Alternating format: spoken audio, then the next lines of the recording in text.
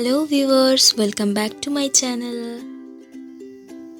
সঙ্গে শেয়ার করব শৈশবের স্মৃতি বিচরিত বাদাম ও গুড়ের চিট। আমার আজকের এই চিটের রেসিপিটি আপনাদের ভালো লাগবে।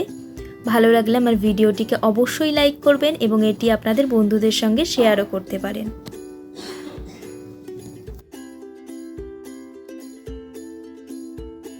আমার চ্যানেলে নতুন এসে থাকলে আমার চ্যানেলটিকে সাবস্ক্রাইব করবেন এবং পাশের বেল আইকনটি ক্লিক করবেন।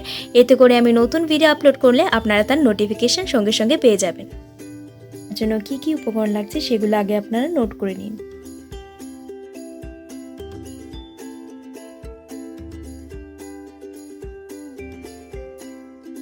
গুড় ও বাদামের চিট বানাবার জন্য প্রথমেই কড়া গরম করে এর মধ্যে কাঠবাদামগুলো ভেজে নিতে হবে। আমি কড়া গরম করে কাঠবাদামগুলো কড়াতে দিয়ে নিয়েছি। এবারে আমি মিডিয়াম ফ্লেমে বাদামগুলো ভেজে নেব। প্রথমেই হাই ফ্লেম দেব না, এতে করে বাদামগুলো কিন্তু পুড়ে আসবে। বাদামগুলো খুব ভালো করে নেড়েচেড়ে ভেজে নিতে হবে। দেখুন বন্ধুরা, আমার বাদামগুলো কিন্তু মোটামুটি ভাজা হয়ে এসেছে। এর থেকে বেশি আমি আর ভাজবো না, এতে করে বাদামগুলো তেতো হয়ে যাবে এবং বাদাম ভাজতে অনেকটাই সময় লাগে এবং পুরো ভাজাটি কিন্তু আমি মিডিয়াম ফ্লেমে করেছি। এবারে আমি বাদামগুলো তুলে অন্য একটি পাত্রে রেখে দেব ঠান্ডা হওয়ার জন্য এবং ঠান্ডা হয়ে গেলে এর চোচাগুলো আমি ছাড়িয়ে নেব। বন্ধুরা, কাঠবাদামগুলো ভেজে নেওয়ার পর ঠান্ডা হয়ে গেছে এবং এগুলো কিন্তু আমি চোচা ছাড়িয়ে নিয়েছি। চোচা ছাড়ানোর ক্ষেত্রে একটু খসখসে কোনো একটা পাত্রের ওপর রেখে একটু ঘষা দিলেই কিন্তু চোচাগুলো উঠে যাবে।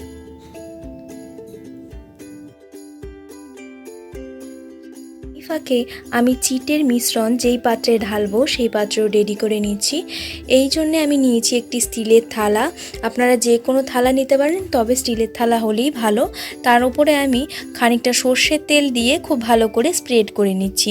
আপনারা সর্ষের তেলের বদলে অন্য যে কোনো কুকিং অয়েল কিংবা ঘিও ব্যবহার করতে পারেন। কড়া গরম করে এর মধ্যে দিয়ে দিলাম জল। এবারে আমি জল ফুটতে দেব এবং জল ফুটে এলে এর মধ্যে আমি গুড়গুলো জাল দিয়ে দেব। আমি এখানে হাফ কাপ থেকে একটু বেশি জল নিয়েছি। আমি 200 গ্রামের মতো গুড় জাল দেব আজ। আপনারা কতটা গুড় জাল দেবেন সেই অনুযায়ী জল নেবেন। বন্ধুরা, জল কিন্তু ফুটছে। এবারে এর মধ্যে আমি দিয়ে দিচ্ছি গুড়। গুড়গুলো কড়াতে দিয়ে দেওয়ার পর গুড়গুলোও কিন্তু মিডিয়াম ফ্লেমে জাল দিয়ে দিতে হবে এবং মাঝে মাঝেই নেড়ে নিতে হবে যাতে কড়াতে লেগে না ওঠে এবং আঁচ কিন্তু বাড়ানো যাবে না। এখন বন্ধুরা, গুড় কিন্তু গলে এসেছে, তবে গুড়ে এখনও পাক আসেনি। সেই কারণে মিডিয়াম ফ্লেমে রেখে আমি আবারও ভালো করে জাল দেব।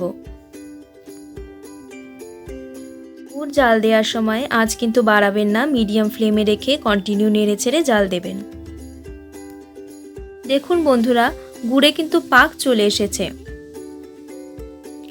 যখন দেখবেন গুড়গুলো এভাবে ঘন হয়ে নিচের দিকে পড়ছে, কিংবা আপনারা হাতে নিয়েও দেখতে পারেন, যেহেতু গরম আছে সেই কারণে আমি হাতে নিয়ে দেখাচ্ছি না, এরকম মোটা হয়ে বা ঘন হয়ে যখন পড়বে ঠিক তখনই আপনারা বুঝতে পারবেন যে গুড়ে পাক চলে এসেছে। আমি মিডিয়াম ফ্লেমে রেখেই গুড় পাক দিয়ে নিয়েছি।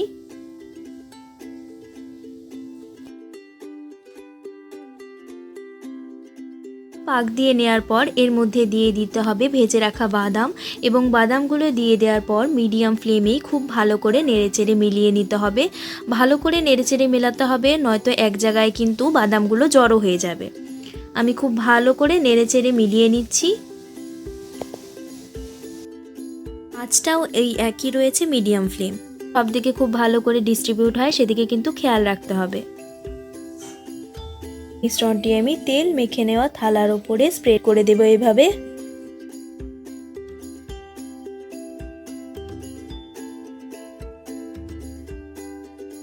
এগুলো ঠান্ডা হয়ে যাওয়ার পর আমি খুন্তি দিয়ে কিংবা চাকু দিয়ে তুলে নেব এবং তুলে নেওয়ার সময় অনেক ক্ষেত্রে ভেঙেও যায়। বন্ধুরা, আমি কিন্তু গ্যাস অন করিনি। যেহেতু গ্যাসের উপরে বসেছি তাই অনেকেরই মনে হতে পারে আমি গ্যাস অন করেছি কিনা, সেই কারণেই বলে দেওয়া। আমি ঠিক একইভাবে সম্পূর্ণ মিশ্রণটি দিয়ে থালার মধ্যে এইভাবে ফ্ল্যাট করে দিয়ে দেব।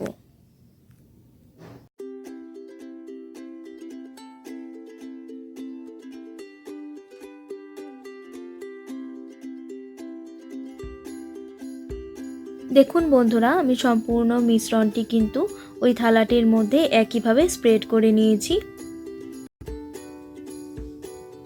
এবারে এগুলো আমি ঠান্ডা হওয়ার জন্য ছেড়ে দেব এবং ঠান্ডা হলেই কিন্তু শক্ত হয়ে যাবে, তখনই আপনারা এগুলো তুলতে পারবেন। আজকের রেসিপি বাদাম ও গুড়ের চিট তৈরি। ভিডিওটিকে লাইক করবেন এবং আমার চ্যানেলকে সাবস্ক্রাইব করতে ভুলবেন না। ভালো থাকবেন বন্ধুরা, সুস্থ থাকবেন।